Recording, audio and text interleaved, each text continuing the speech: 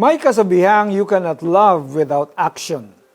Pagdating sa pagmamahal sa kapwa, dapat ipinapakita. Join us as we start today a new series titled, What Does It Mean to Love My Neighbor? Kanya-kanyang kakayahan.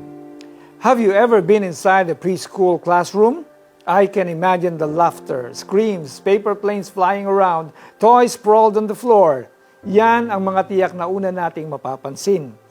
But let's not ignore that kid who quietly tries to solve a puzzle in a corner.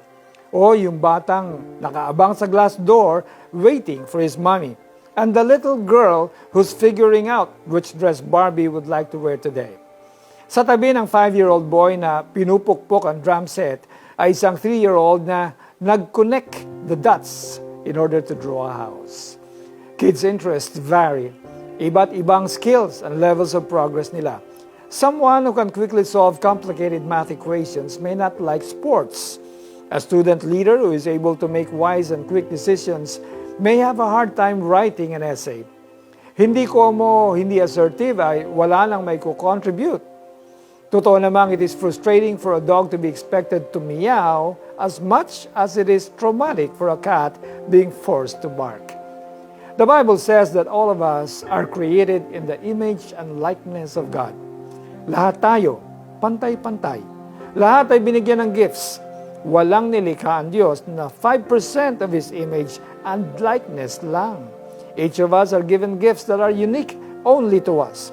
Different skills and talents, kapag pinagsama-sama, are like the keys on a piano keyboard that can create beautiful melodies together. Manalangin po tayo. Ama namin, salamat po sa mga kakayahang ibinigay po ninyo sa akin.